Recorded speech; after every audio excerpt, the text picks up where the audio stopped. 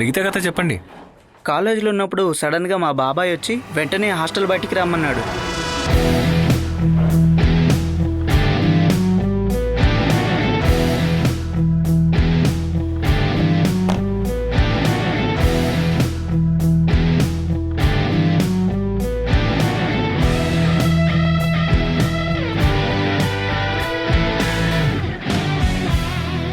మురళి వాళ్ళ చిన్నాన్న ఏం చేస్తున్నారు? క్యాష్ పీకరా అనే మల్టీనేషనల్ కంపెనీకి సీఈఓని. క్యాస్పరిస్? ఎస్. ఏంటిది, ఇలాంటి పేరుందా? పీకరా అనే తెలుగు అర్థం దానికి ఉన్నా కూడా ప్రపంచం మొత్తం స్ప్రెడ్ అయ్యే ఒక మల్టీ ఇంటర్నేషనల్ కంపెనీ ఫాదర్ అది. దాని లాగ్ డివిజన్ యొక్క టెక్నికల్ అడ్వైజర్ ఇతను కన్నన్ మేనన్. ఇతను షిఫెన్ వైట్లా GS cutting and remove specialist. Hello, విన్నావా మురళి? ఇటువంటి గొప్ప బిజినెస్ మ్యాగ్నెట్సే మన దేశానికి అవసరం. కరెక్టే ఫాదర్. చాలా మంది యొక్క సంపాదనే నన్నెప్పుడు పైకి తీసుకెళ్తుంది. మురళి, నీకు కూడా ఇలాంటి భాగ్యం కలుగుతుందా? ఇలాగే అవ్వాలా ఫాదర్? అవునవునులే. ఇలాంటి పెద్ద మనిషి వచ్చి నీకు కాఫీ ఇప్పిస్తానని కాఫీ షాప్ కు తీసుకువెళ్తానంటే వీలు కాదని నేను వాళ్లతో చెప్పలేను మై సన్. వెళ్ళిరా. ఆపరా. ఎక్కడికి వెళ్ళినా ఏదో ఒకటి దొంగిలించుకొని వస్తాడు. వీడి గిటార్ అంటే పడి చచ్చిపోతాడు. బాబు, అదే నా గిటార్ అంటే? అది గిటారే, అదే గిటారు. ఇప్పుడు బాగా అర్థమై ఉంటుంది. మంచి కుటుంబం. బాబాయ్, ఇది మళ్ళీ అక్కడ పెట్టకపోతే ఫాదర్ కి సందేహం వస్తుంది. నువ్వేం భయపడకో. ఈ లాక్ బ్రేకింగ్ స్పెషలిస్ట్ నాతో ఉన్నంత వరకు దీన్ని తీసుకెళ్లి మళ్ళీ ఫాదర్ రూమ్ లో పెట్టడం అంత కష్టమేమీ కాదు.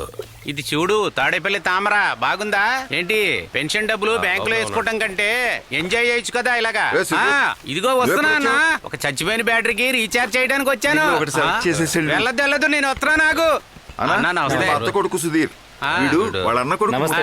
వీడి విషయాలన్నీ నేనే చూసుకుంటున్నా. బాబాయ్, మీరు ఊరికెళ్తున్నారా? లేదు, మాకు చర్చిలో పండగ ఉంది. 1,00,000 మంది జనాభా వచ్చే పండగ అది. మాకు చేతి నిండా పని ఉంటుంది. బాబాయ్ ఫ్రెండ్స్ అందరినీ పరిచయం చేసుకున్న విజయ్ వాళ్ళ సపోర్ట్తో సీనియర్స్తో పోటీ పడాలనుకున్నాడు. నెక్స్ట్ డేనే వాళ్ళని తీసుకెళ్లి వాళ్ళతో గొడవ పడాలనుకున్నాడు.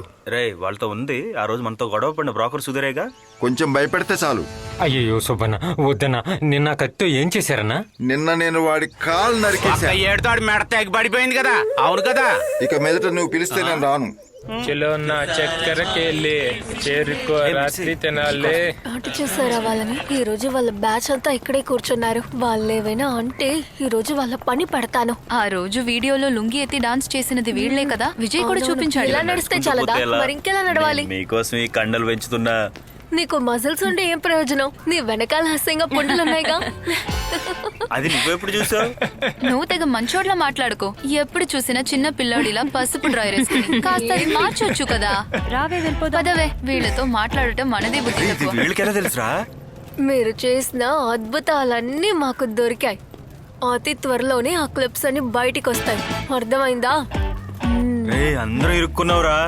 అది సరే, అసలు మనం వీళ్ళకెలా దొరికాం? మనం విలాసిని ఇంటికి వెళ్ళినప్పుడు తీసారా?